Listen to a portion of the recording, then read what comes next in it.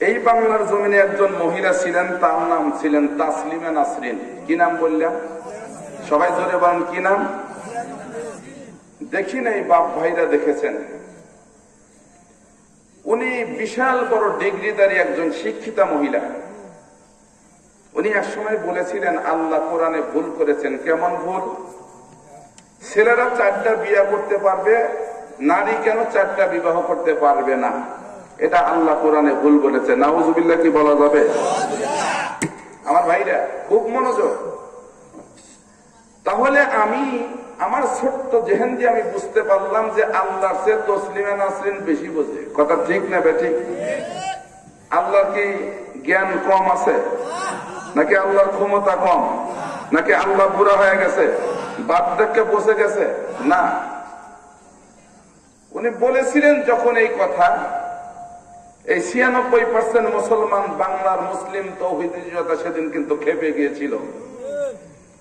সেদিন কি আওয়ামী লীগ করেন, কে বিএনপি করেন, কে জাতীয়বাদী করেন, কে জামাত করেন, কে কওমির আলেম, কে আপনার জামাতের আলেম, কে দাখিলের আলেম, কে নামাজ পড়ে, কে নামাজ পড়ে না, এর কোন ভেদাভেদ কিন্তু সেদিন ছিল না। কথা বলেন ঠিক না বেঠিক?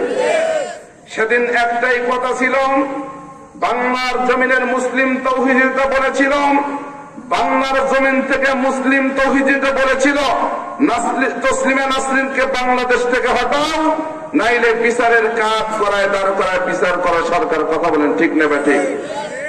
সেদিন এই বাংলার জমিনের মুসলিম তৌহিদি জনতার হুঙ্কারি শুনে বাংলার জমিন থেকে তসলিমা নাসরিন বোরকা গায়ে দিয়ে ভারত পালিয়ে গিয়েছিল।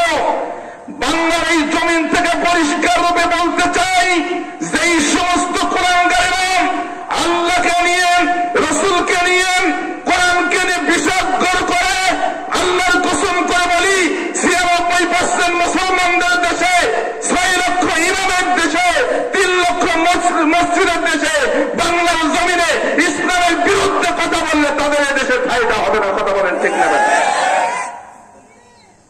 আপনি কি রাগ করলেন? রাগ করলেন? আল্লাহ বলে দিয়েছেন ইন্নাদ দীনা ইনদাল্লাহিল ইসলাম। আল্লাহর কাছে মনোনীত ধর্ম কি? যারা বললেন না তারা ওই দলের লোক নাকি? আল্লাহর কাছে মনোনীত ধর্মের নাম, সবাই একটু আওয়াজ করে বলে, মনোনীত ধর্মের নাম